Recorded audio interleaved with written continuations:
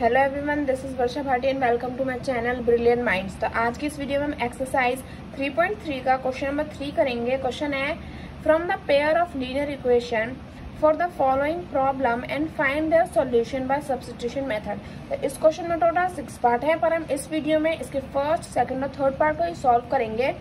तो हमें क्वेश्चन में बोला है कि हमें जो लीनियर इक्वेशन दी गई है, इन क्वेश्चंस में हमें लीनियर इक्वेशन दी गई है वो हमें ही ढूंढ के हमें ही बनानी है। तो जो हमें लीनियर इक्वेशन दी गई है, हमें उस प्रॉब्लम का आंसर यानी कि सॉल्यूशन फाइंड करना है। कौन से मेथड से? सब्स्टिट्यूशन मेथड से। तो फर्स्ट पार्ट हमें दे रखा है the difference between two number is 26 and one more number and one number is 3 times the other, find them. तो क्वेश्चन में क्या बोला है? Difference between two number. तो हम पहले 2 नंबर्स ले लेते हैं अपने। Let the first number is equal to x। हम अपने फर्स्ट नंबर को x ले लेंगे and let the second number is equal to y। हम अपने फर्स्ट नंबर को x ले लेंगे और सेकंड नंबर को y। तो हमें क्वेश्चन में क्या बोला है? हमें क्वेश्चन में बोला है difference between two number is 26। तो मैथ्स में डिफरेंस का मतलब क्या होता है? माइनस करना। तो दोनों नंबर में x और y नंबर में जो डिफरेंस यानी कि 26 नंबर अगर हम माइनस कर दें तो हमारे x एंड y आ जाते हैं। एंड और उन्हीं में से जो एक नंबर है वो दूसरे नंबर का 3 टाइम्स यानी कि 3 गुना है। तो यहाँ पे मैं आपको करके दिखा देती हूँ। डिफरेंस यानी कि माइनस, तो x minus y is equal to 26। जब हम x में से y को माइनस करेंगे तो क्या आएगा? 26, क्योंकि जो दोनों नंबर के बीच में डिफरेंस है वो 26 नंबर का है। तो ये क्या हो गई? हमारी फर्स्ट इक्वेशन हो गई जो हमें क्वेश्चन में बोली थी। और दूसरा में बोला है one number is 3 times the other. तो अगर हमारा x है तो हमारा जो दूसरा नंबर क्या होगा वो इसका 3 गुना होगा। 3 गुना यानी कि 3y। ओके, तो ये क्या हो गई? ये हमारी इक्वेशन नंबर सेकंड हो गई जो हमें क्वेश्चन में बोली है। हमें क्या यूज करना है? सब्स्टिट्यूशन मेथड यूज करना है। तो by using substitution method, by using substitution method,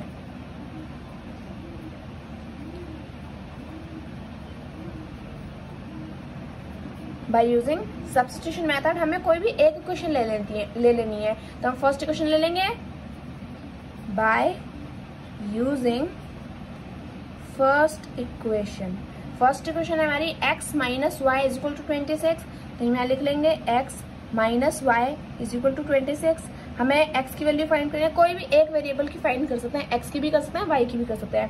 तो y को हम इधर शिफ्ट कर देंगे तो x क्या हो जाएगा? x is equal to 26 plus y, क्योंकि यहाँ पे माइनस वाई है ना, यहाँ पे ये प्लस वाई हो जाएगा।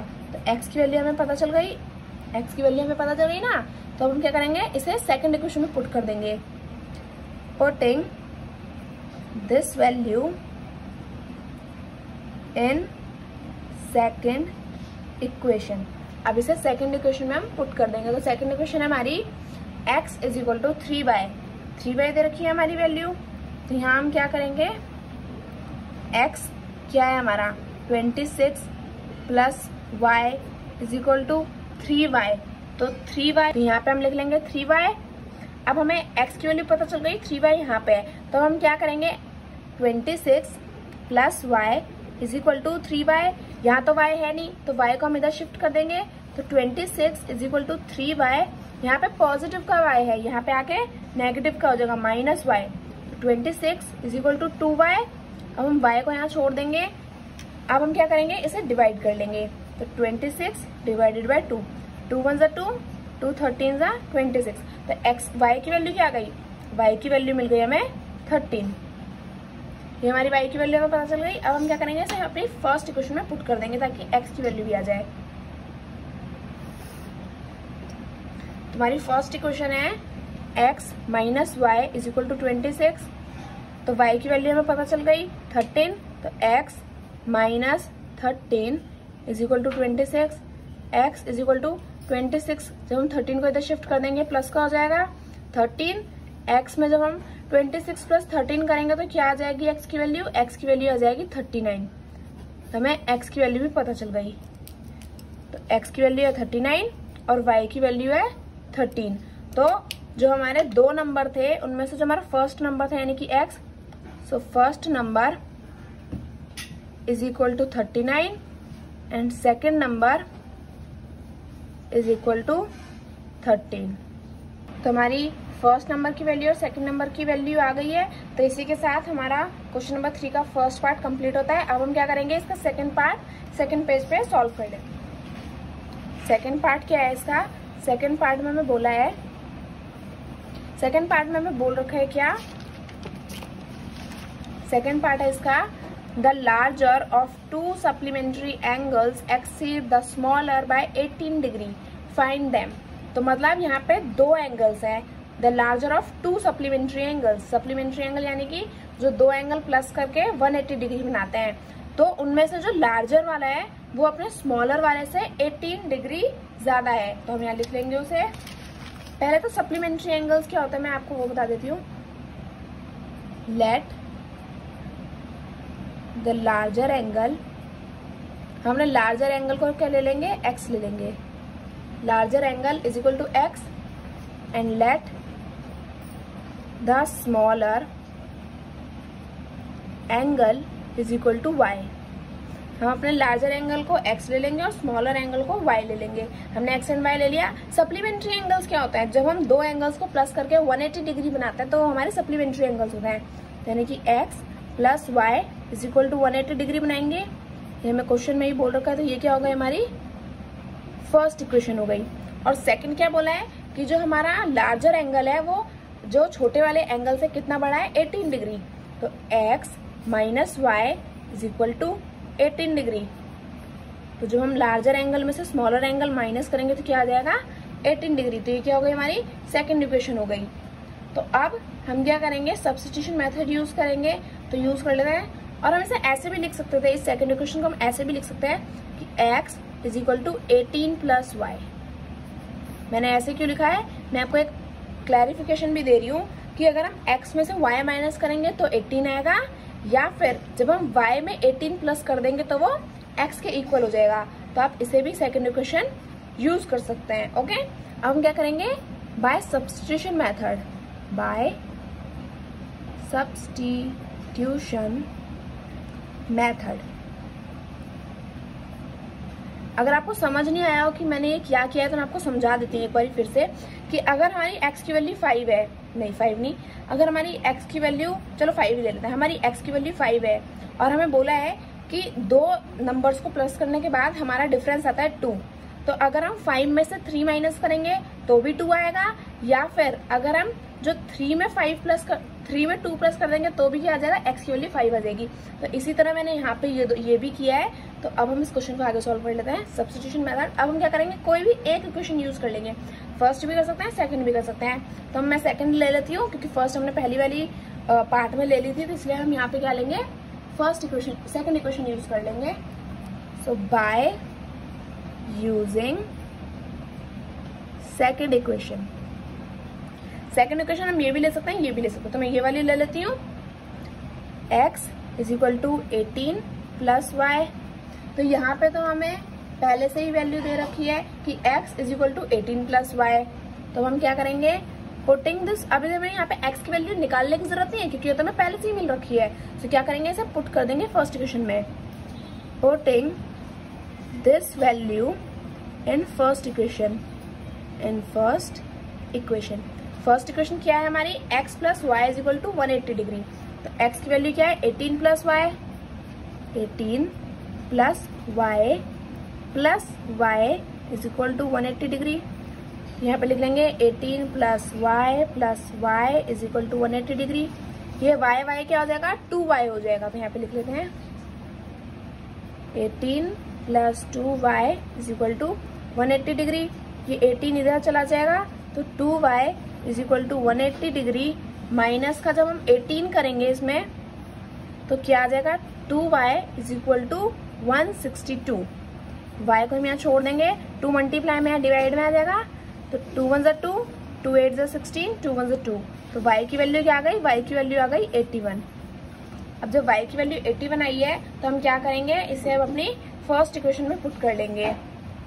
मतलब y की वैल्यू हमने 81 आई है ना, तो हमने पहले इक्वेशन क्या ली थी, सेकंड इक्वेशन ली थी, तो अपनी सेकंड इक्वेशन में ही इस y की वैल्यू को पुट कर लेंगे क्योंकि हमने फर्स्ट इक्वेशन यहाँ पे ले ली है।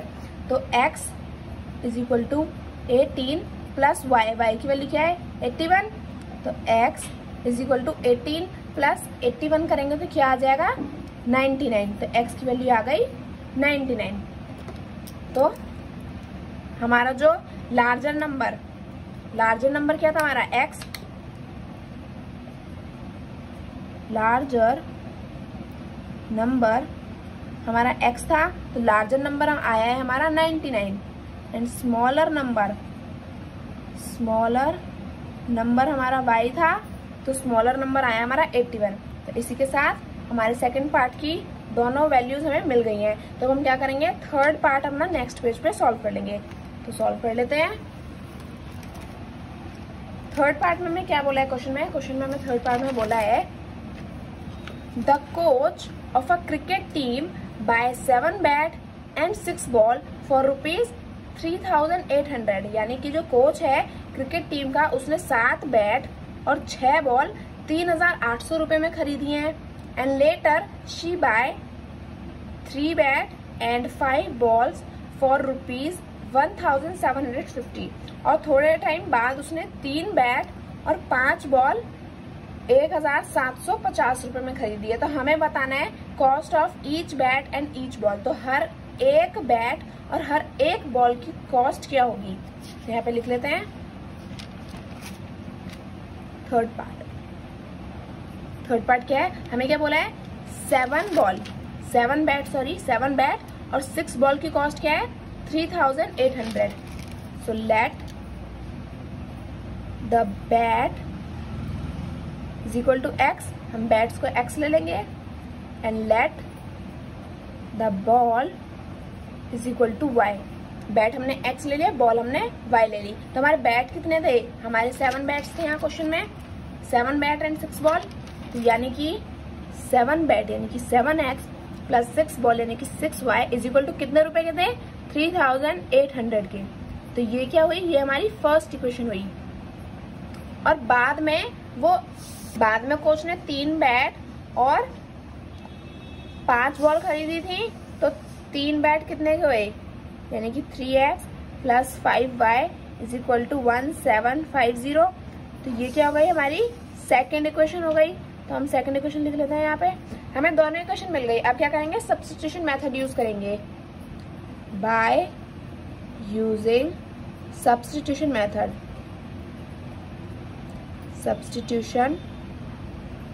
मेथड, अब हमें क्या करना है, सब्स्टिट्यूशन मेथड यूज कर, तो अब हम सब्स्टिट्यूशन मेथड यूज करेंगे। तो हमें कोई भी एक इक्वेशन ले लेनी है, तो हम क्या ले लेंगे, फर्स्ट इक्वेशन ले लेंगे। बाय यूजिंग फर्स्ट इक्वेशन क्या है हमारी, 7x plus 6y is equal to 3,800। तो यहाँ लिख लेंगे 7x plus 6y is equal to 3,800। अब हम किसी भी एक वेरिएबल की वैल्यू फाइंड करनी है, तो 6y का इधर शिफ्ट कर देंगे, 7x की फाइंड कर लेंगे। तो 7x is equal to 3,800 minus 6y। हमें सिर्फ x की फाइंड करनी है वैल्यू, 7 की नहीं, तो 7 को हम इधर शिफ्ट कर देंगे। x is equal to 3,800 minus 6y divided by 7। तो ये हमारी x की वैल्यू आ गई। अब क्या करेंगे, हम इसे सेकंड इक्वेशन में पुट कर देंगे। So putting this value in second equation. Second equation क्या है हमारी, सेकंड इक्वेशन है 3x plus 5y is equal to 1750। तो यहाँ पे लिख लेंगे 3x plus 5y is equal to 1750। तो x की वैल्यू हमें पता चल गई। तो 3,800 minus 6y divided by 7 plus 5y is equal to 1750। अब जब यहाँ तो कुछ कटेगा नहीं, यहाँ पे कुछ भी ये दोनों पहले से अपनी सिंपलेस्ट फॉर्म में, तो ये दोनों तो कट नहीं सकते, तो इसे इससे मल्टीप्लाई कर देंगे। तो जब 3 को हम 3,800 से मल्टीप्लाई करते हैं तो हमारा आंसर आता है 11400। अब 3 इंटू माइनस 6y यानी कि minus 18y divided by 7 plus 5y, यहाँ पे हम 1 ले लेंगे क्योंकि इसके डिनोमिनेटर में कुछ भी नहीं है, तो यहाँ पे 1750। अब इन दोनों को क्या ले लेंगे, एलसीएम ले लेंगे। तो एलसीएम लेने के बाद आंसर आएगा हमारा 7। तो ये आ जाएगा 11400 माइनस 18y। 7 को जब हम 1 से डिवाइड करेंगे तो हमारा आंसर क्या आएगा 7। 7 × 5 plus 35y is equal to 1750। अब हम 7 को इधर शिफ्ट कर देंगे। तो 11400 minus 18y plus 35y is equal to 1750 multiply by 7। तो जब प्लस माइनस करेंगे तो आंसर क्या आएगा 11400, यहाँ पे आएगा प्लस का 17y इज इक्वल टू, जब यहाँ इसे मल्टीप्लाई करेंगे तो हमारा आंसर क्या आएगा, हमारा आंसर आएगा 12250, 12,250 हमारा आंसर आएगा। अब हम क्या करेंगे, इस कांस्टेंट टर्म को इधर शिफ्ट कर देंगे। तो 17y is equal to 12250 minus 11400। तो 17y इज इक्वल टू, जब हम प्लस माइनस करेंगे तो हमारा आंसर क्या आएगा, हमारा आंसर आएगा 850। तो y को हम इधर छोड़ देंगे, 17 से डिवाइड कर देंगे 850 को। तो 17 मतलब 17, 1750 जा। तो y की वैल्यू क्या आ गई, y की वैल्यू आ गई हमारी 50। तो y की वैल्यू हमारी क्या आ गई, 50 आ गई है। तो अब हम क्या करेंगे, इसे अपनी फर्स्ट इक्वेशन में पुट कर लेंगे ताकि हमारी x की भी वैल्यू आ जाए। तो इसे फर्स्ट इक्वेशन में पुट कर लेते हैं। हमारी फर्स्ट इक्वेशन है 7x plus 6y, 7x plus 6y is equal to 3800। 7x 6y की वैल्यू क्या निकली थी 50, यहाँ 50 लिख लेंगे इज इक्वल टू 3800। यहाँ आ जाएगा 7x प्लस 6 को जब हम 50 से मल्टीप्लाई करेंगे तो हमारा आंसर आ जाएगा 300 इज इक्वल टू 3800। ये इधर चला जाएगा। तो 7x is equal to 3800 minus 300। तो 7x is equal to 3500। x को हम यही छोड़ देंगे, 7 से डिवाइड कर देंगे 3500 को। 7 × 7, 7 5 से 35 और 2 0 और। तो x की वैल्यू आ गई 500। तो x क्या था, x था हमारा बैट। तो x की वैल्यू आ गई और यहाँ पे हमारी y की वैल्यू भी आ गई। तो x हमारा बैट था, तो मतलब cost of each bat is equal to ₹500, क्योंकि x हमारा क्या था, बैट था। तो बैट की वैल्यू क्या आ गई 500 and cost of each ball is equal to ₹50। तो हमारी y की वैल्यू 50 थी और y क्या था, y थी हमारी बॉल्स। तो कॉस्ट ऑफ ईच बॉल है 550 और बैट की 500। तो इसी के साथ हमारा क्वेश्चन नंबर 3 का लास्ट थर्ड पार्ट भी खत्म होता है। तो इसी के साथ अगर आपको वीडियो अच्छी लगी है तो प्लीज वीडियो को लाइक करें and subscribe my channel for more videos. Thank you for watching.